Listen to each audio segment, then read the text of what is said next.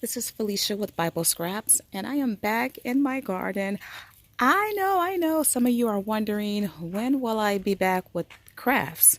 Actually, the last several days I have been working in my journal, but I do have my April's gingerbread creations to share. I've had those done for a while, but my heart has been, I've been relaxing. I have been enjoying this time. It's like Sunday every day, and today, can you hear the wind? It's beautiful. I've been in my garden. I've been cooking a lot. I've been out walking and jogging a lot. And yeah, I've been enjoying this time. But I do want to offer a quick garden update.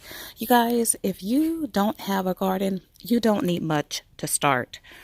I think to have a garden or to grow something, it should be on everybody's bucket list, right? You are looking, well, those of you who follow me, you know, no, I guess I'll start here. But these are some of my potted, let's see, peppers and tomatoes. I'm going to leave these in these pots for a while. Who knows? I might just leave them in there all together, but we shall see. But they're growing. They're looking good here. And I'm really excited about what's over here. If you guys caught my video a couple weeks ago, my garden with me video, and then you saw me prepare these buckets and actually sow these seeds in these containers over here. And I am pleased to say that everything I have sowed has germinated. So these are my onion Texas onions, onion Texas, or Texas onions.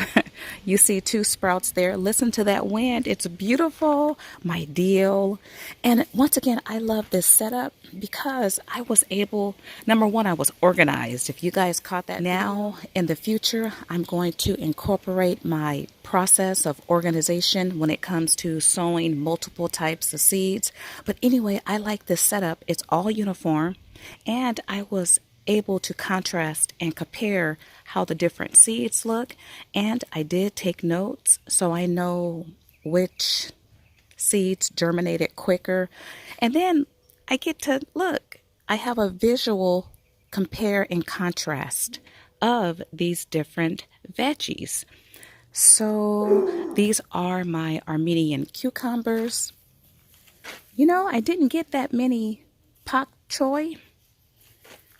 Look at the summer zucchini. Look at those. Oh my goodness. And by the way, I think I planted these the 18th of April. I think. Look at the butternut squash. I got a lot of plants there. My bunching onions. I could see all the seeds sowed here. Look at my corn. I'm so excited about this corn. Look at that. Okay, cilantro here. And then Brussels sprouts and cucumbers here. Look, there's a baby one, the head there. Mustard waves. And these are carrots that I planted last fall. And I transplanted those. And this is my, not cucumber, but cauliflower or cabbage. These from plants last year. And these chives I planted April 22nd. Get a little closer. Look at the sprouting there. Oh, and here and here and here. I'm going to move this and put this somewhere. But right now I have it resting on this larger planter that has onions. And the last seed I sowed was, I think this was the last, chamomile on April 22nd. Well, look, it's germinated. I've never grown chamomile before, so I'm excited about that. And then look at my collards. I will have to thin these when they get a little bigger. And I have more collards there. And then my microgreens here. I will transplant these when they get a little bigger. And then these are the carrots I grew from seed last fall. And over here, my kale.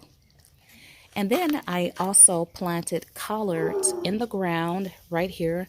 Now, this is a small section of my garden.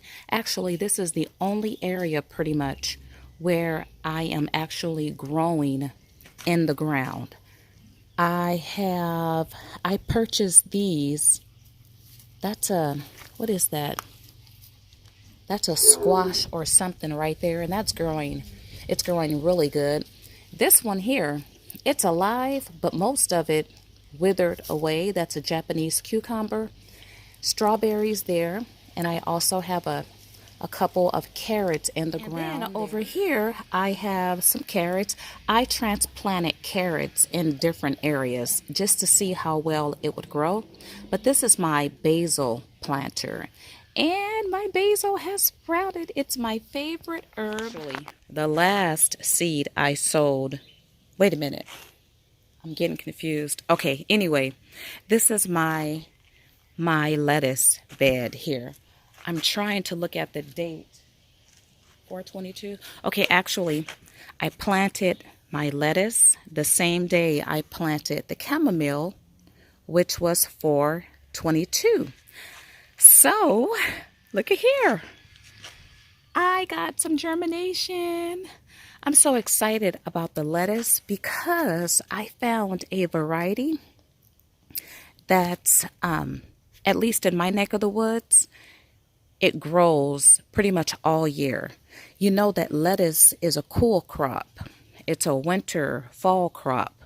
But I found this particular type of lettuce that will actually grow most of the year in my neck of California in the San Joaquin Valley, and it gets pretty hot here. So I'm excited at the prospect of having lettuce pretty much all year.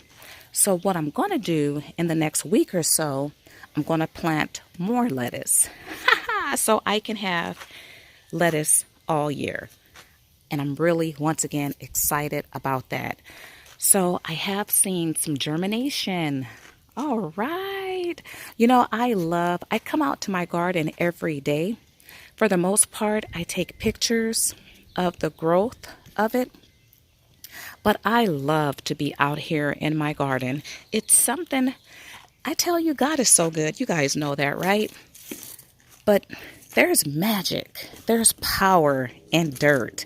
And it's amazing what happens when you sow a seed. God is truly faithful, people. He is faithful. I'm so very grateful. Though Adam and Eve sinned, and here I go preaching, right? I'm not preaching, I'm just talking. But though they sinned and God cursed the ground, to a degree, he reversed that curse. And the dirt will still do what he intended that it do. And that's produce crops. I tell you, if you don't have a garden, now would be the perfect time to start a garden, no matter how small it is, given with these uncertain times. And we're reading about possible meat shortages, and we all know what happened and what could still be happening in your neck of the woods with just going to the grocery store and not finding what you need, a lot of panic buying. But anyway, I say all that to say, if you don't have a garden, it would be a good time to start one. There's nothing like watching, well, you are the master of what you grow. Of freedom. It's a sense of expression. And when I come out in my backyard and see, look at this. I mean, I don't have a degree in botany or horticulture, but I learn a lot just by planting and sowing and harvesting. I'm adding to my knowledge base. At the same time, the greatest reward is, of course, eating what I produce. And I know what I produce don't have the pesticides on it unless I choose to use pesticides. It's cleaner, it is safer, and there's nothing like preparing a dish that I grew myself and from seed, right?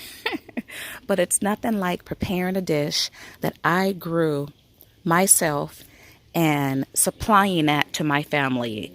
I can't get this type of gratification anywhere else, right? Because this comes from my very own hands. And once again, if you don't have a garden, you guys start a garden. Get your kids out there. Give them a small pot. Let them go to the store and pick out the type of seeds they want to plant. If you have children who don't like veggies, perhaps if they got their hands dirty and grew their own veggies, perhaps they might just eat it, right? But anyway, I will have more garden updates coming your way. I am so excited about having such a large variety of different types of veggies and herbs. You guys, I'm excited about this more than ever. All right, now if you like this video, if you have been inspired to garden yourself, and even if it's not veggies, it could be plants, it could be succulents. If you have been inspired to plant something, why not like this video? Give me a big thumbs up. Feel free to share it. If you have not subscribed, now is a good time to do so. Go ahead and hit that subscribe button. All right, I want to thank you. I'll see you again. Blessings.